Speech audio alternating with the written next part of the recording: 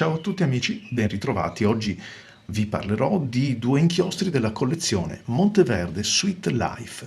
Sono degli inchiostri che dopo un po' di tempo ho cominciato ad apprezzare particolarmente.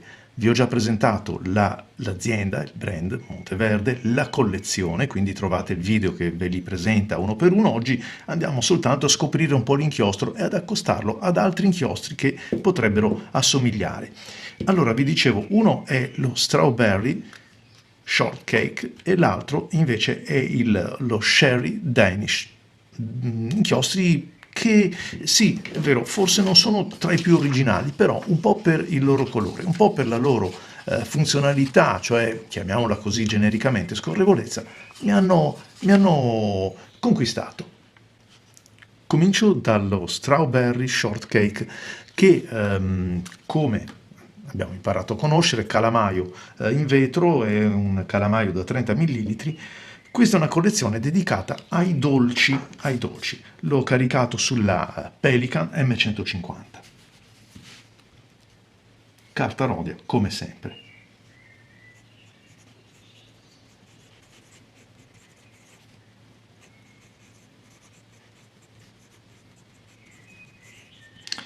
Come al solito, bisogna riconoscere che questa è una carta che rende tutto molto scorrevole, ma questi inchiostri sono anche realizzati con ITF, che è l'acronimo di un componente che rende tutto un po' più sciolto, un po' più scorrevole e aiuta anche a mantenere la penna pulita. Devo dire che si sente nel momento della scrittura.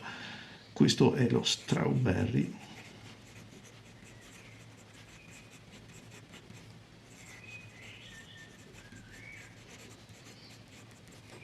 Sto scrivendo con la Pelican.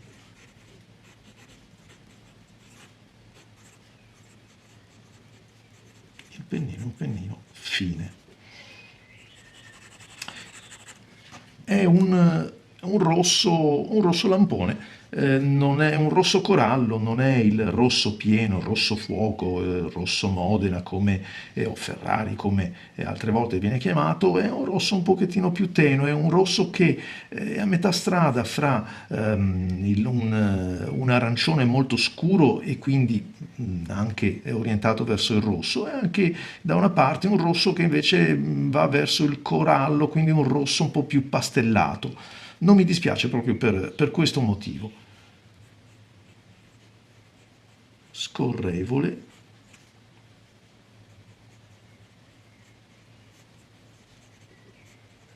Senza dubbio.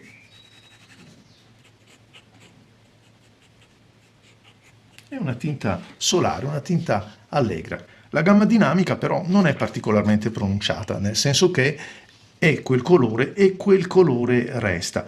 Il tempo di asciugatura, come avete potuto notare, spero, è molto rapido e il cambiamento del colore è quasi impercettibile.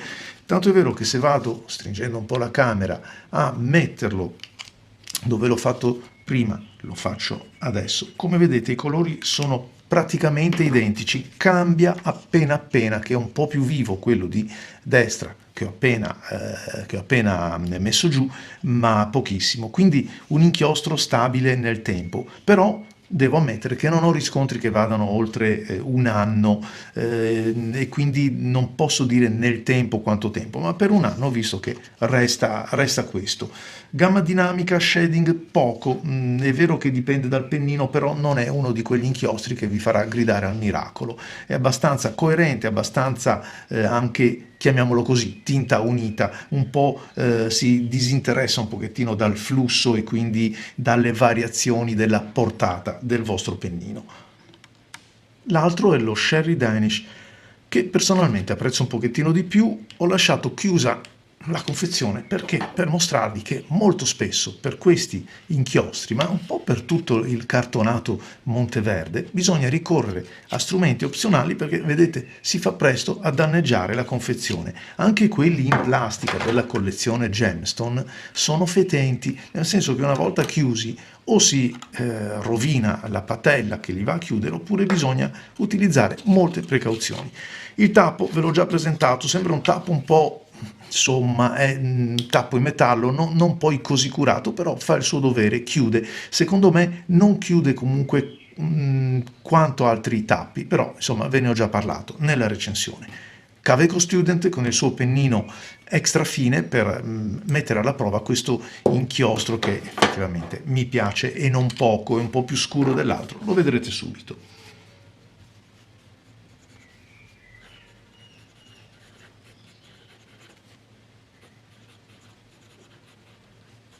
Tra l'altro anche la formulazione è un po' diversa, per quello anche mi piace un pochettino di più.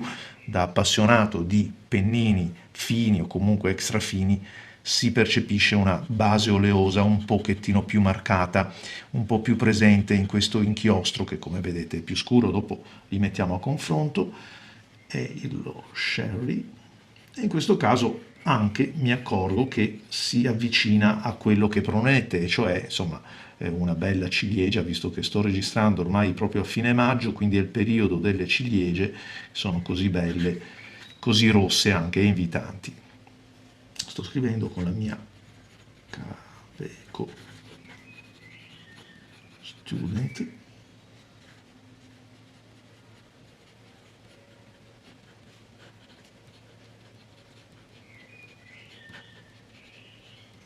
È senza dubbio un bell'inchiostro, un bell'inchiostro che mi piace perché la tinta è un po' più decisa, non è un rosso ma va verso il rosso quello un po' più porpora, diciamo, il rosso dove si vede che c'è un bel contributo appena di blu, di viola, quindi solo per scurire un pochettino la sua gamma principale. Inoltre, oltre ad essere un rosso, vi dicevo, che mi piace come tinta, ha anche una formulazione che, sebbene sia su un pennino extra fine, fa notare qualche lieve variazione. Perché? Perché ovviamente c'è una base oleosa un pochettino più marcata, oleosa.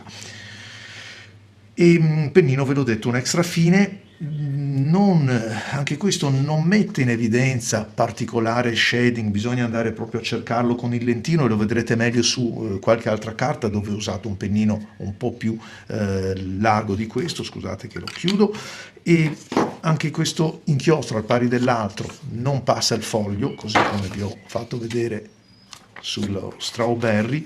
La gamma è una gamma abbastanza contenuta, ma anche qui poche variazioni, un po' più sensibile al flusso proprio per la sua composizione. Ecco qui i nostri inchiostri.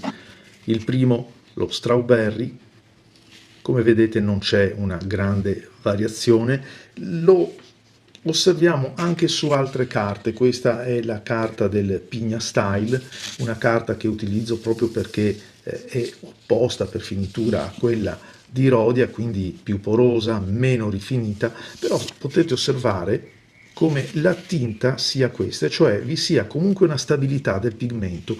E la caratteristica che mi colpisce maggiormente di questa gamma di inchiostri, non tutti ma alcuni, anzi molti sì, e cioè di asciugare in fretta ed essere coerenti con la tinta, anche, diciamo, anche un po' a dispetto delle carte diverse sulle quali si va ad utilizzare, nel senso che quando vi entra in testa poi capite che si tratta proprio di quell'inchiostro, lo riconoscete fra i molti. Entra in testa, intendo dire, se vi piace, ma fate presto anche a riconoscerlo. Sempre questo inchiostro lo andiamo ad osservare però sulla carta Clairefontaine, pardon, sulla carta Clairefontaine, che è una carta di indubbia qualità, non che Rhodia non lo sia, ma una lieve preferenza ce l'ho verso questa carta, che è quella dell'agenda Quo Vadis, dove potete vedere che, complice anche un pennino 1.1, quello della Lamy, l'inchiostro prende un po' più di vita, questa variazione di tratto gli dà un pochettino più di consistenza perché, lo abbiamo detto, non ha particolari effetti di shading. Anche qui si può notare che non passa minimamente il foglio. E allora, già che ci siamo, andiamo ad osservare il suo compagno. Prima mettiamoli un pochettino a confronto l'uno con l'altro, questo è lo Sherry Danish.